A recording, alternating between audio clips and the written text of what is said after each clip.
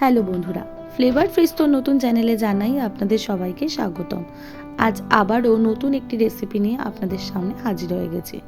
বেশ কিছুদিন আমি জ্বরের কারণে ভিডিও দিতে পারিনি, তবে যেই খাবারটি আমাকে তাড়াতাড়ি সুস্থতা এনে দিয়েছিল, আজ সেই রান্নাটি আপনাদের জন্য। চলুন দেখে নিই কী কী লাগছে। প্রথমেই 350 গ্রাম চিকেন নিয়েছি, কিছুটা হাড়যুক্ত এবং কিছুটা হাড় ছাড়া। সেটিকে আমি ধুয়ে পরিষ্কার করে লবণ, গোলমরিচ এবং সাদা তেল দিয়ে মাখিয়ে রেখেছি।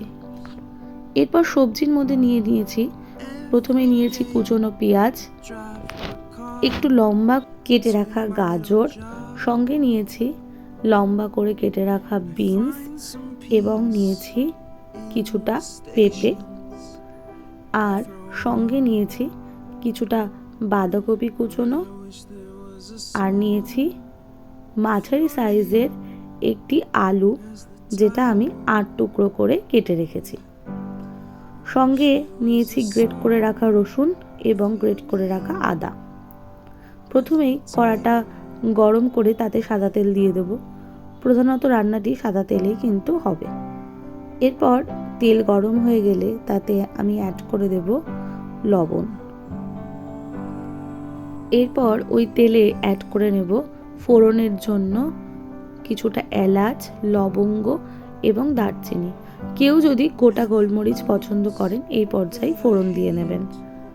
তারপর যে যেরকম ঝাল পছন্দ করেন, যদিও আমার জ্বর ছিল তাই একটু বেশি পরিমাণ লঙ্কা অ্যাড করেছি। তারপর এক তেলে দিয়ে দেব গ্রেট করে রাখা রসুন কুচি এবং গ্রেট করে রাখা আদা কুচি। এই আদা এবং রসুন আমি ততক্ষণ অবধি ভাজবো যতক্ষণ না আদা রসুনের থেকে কাঁচা গন্ধটি চলে যাবে।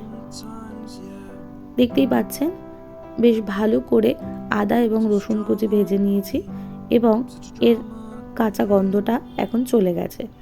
এই পর্যায়ে আমি কুচনো পেঁয়াজ অ্যাড করে নেব।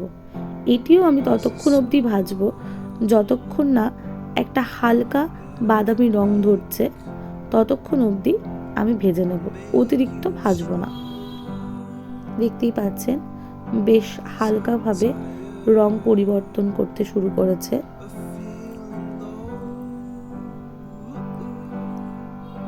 এখন আমি অ্যাড করে দেব 1 ঘন্টা আগে ম্যারিনেট করে রাখা মাংসটি, যেটি আমি লবণ, গোলমরিচ এবং সাদা তেল দিয়ে ম্যারিনেট করে রেখেছিলাম।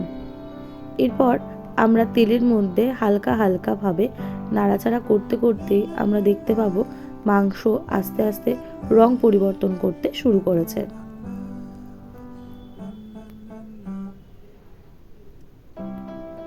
দেখতেই পাচ্ছেন আমাদের মাংস আস্তে আস্তে রং পরিবর্তন করতে শুরু করেছে।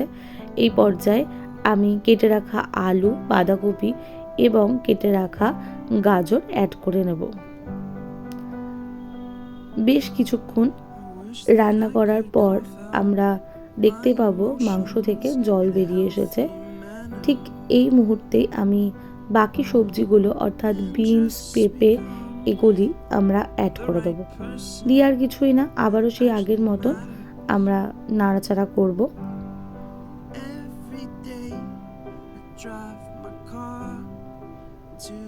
সমস্ত সবজিগুলো এবং মাংস প্রায় সেদ্ধ হয়ে এসেছে। এই পর্যায়ে আমি অ্যাড করে দেব খানিকটা জল। এই জলটা কিন্তু গরম দেওয়ারই চেষ্টা করবেন। এরপর আর কি ব্যাস একটু সময় দিতে হবে সবজি এবং মাংস সমস্তটাই সেদ্ধ হওয়ার জন্য। আমাদের 90% কাজ কিন্তু এখানেই শেষ। এরপর এই স্যুপে একটু থিকনেস আনার জন্য আমরা একটু গুলিয়ে রাখা কর্নফ্লাওয়ার স্যুপের মধ্যে অ্যাড করে নেব। কিছুক্ষণ বাদে দেখতে পাবো যে হালকা একটু থিকনেস এসছে। কেউ যদি একটু বেশি থিকনেস পছন্দ করেন, এখানে কিন্তু আরও একটু বেশি কর্নফ্লাওয়ার দিতে পারেন। এই মুহূর্তে আমি একটু লবণ এবং গোলমরিচ এই স্যুপে কিন্তু অ্যাড করে নিয়েছি।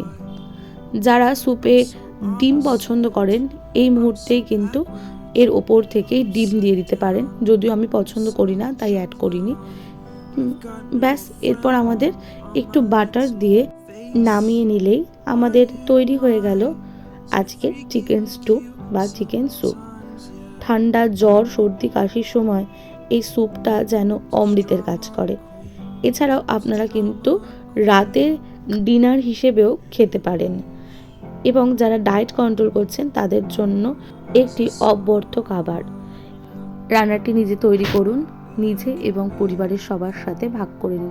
আশা করি রান্নাটি সবার ভালো লাগবে। যদি রান্নাটি ভালো লাগে আমাকে কমেন্ট করে জানাতে ভুলবেন না।